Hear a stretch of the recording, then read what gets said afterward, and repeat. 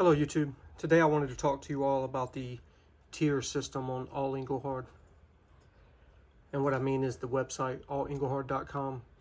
If you are into vintage silver, for the most part, the more popular vintage silver, it would behooves of you to visit allengelhard.com and peruse their site. Look at the Engelhard stuff, as well as if you go to the definitive pages, it has dozens of other mints there that you can go through and see refineries and products they offer with a lot of the same information they have on Engelhard, which is very helpful for collectors. And a lot of people are confused when they read the site at first. While it is user-friendly, it does take some getting used to. So one of the way they categorize the site is, each bar is categorized by portrait or landscape, which is portrait bars, landscape bars. It's also categorized by series of bar, which is how they were released by Engelhard itself. And within that, based on the mintages they released of that particular style and series, All Engelhard has assigned a tier to it, with tier 1 being the most rare of bars and tier 5 being the most plentiful. So tier 1 is less than a 500 mintage. So everything you see here is a tier 1 bar. This is that prototype bar I have. They estimate that only 23 of these were ever minted, even though I think this is a one of a kind.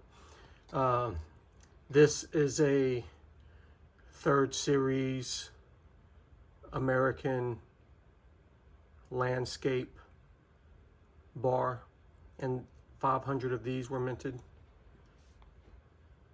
or less than. And this is a 5-ounce bar that also has a mintage of less than 500.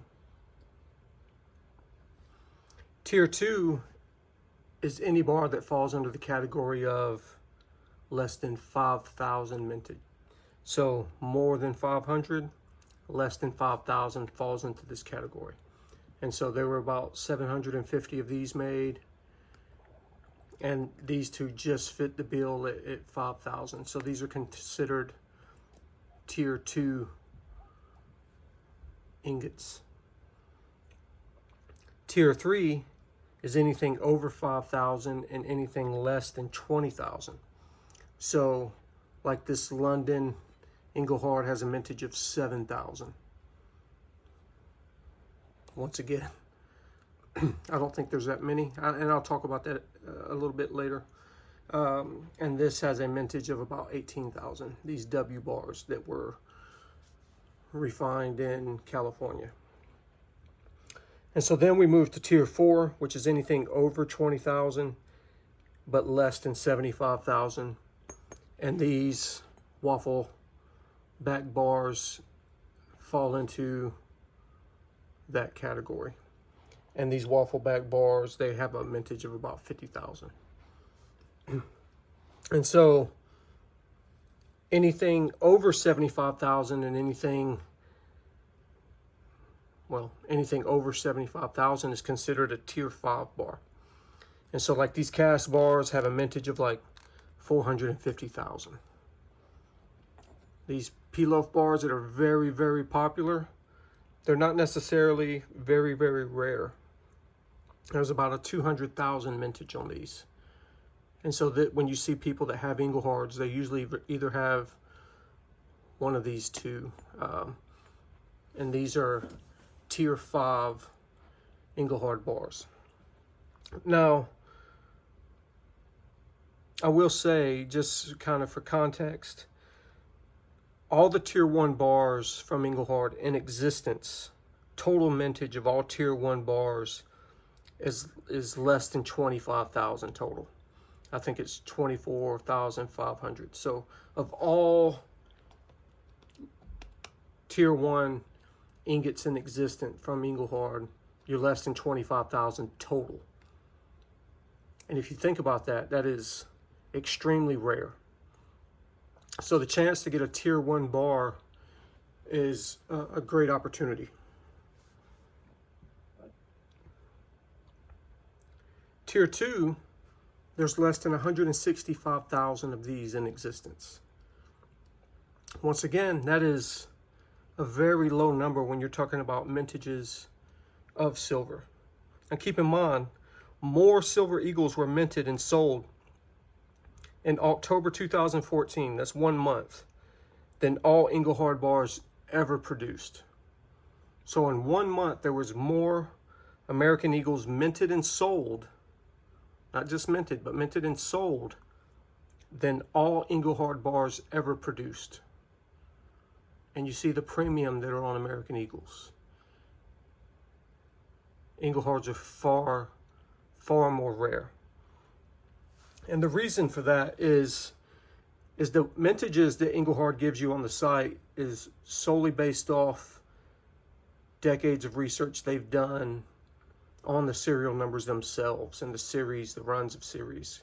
Because Engelhard Corporation did not keep very clear and concise records of how they did business. Or if they did, they're long gone. So the experts at All Engelhard have compiled these mintages based off the serial numbers of the examples that they have seen. And so they were great melts throughout history where a lot of silver was melted to make other silver. And up until 20 years ago, Engelhard was considered generic silver, junk silver, you know. And so when it came time to melt stuff to make other stuff, Engelhard's was one of the ones that was on the chopping block quite often. And so the survival rate of these mintages, optimistically, is about 20%.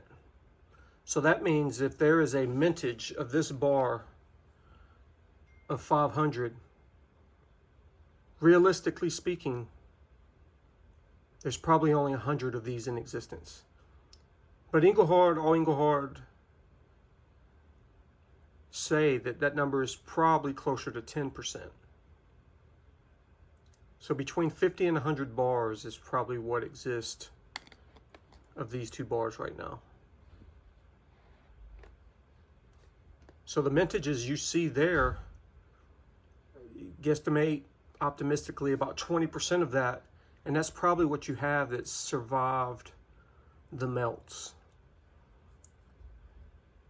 Especially bars that come off as not quite attractive, like some of the X8 era bars. Some of these W series bars aren't considered to be great looking. But there were only 18,000 of these minted originally. And so only about 20% of those are probably still in existence. So that's important information when you are building a collection and you find something that you actually want, and the price that somebody wants you to pay for them. That's very important information. I hope I helped y'all guys understand how to decipher some of the information on All Engelhard. And if you have any questions, post them in the comments. I'd be happy to help you out. And if I don't know, I would help you research it.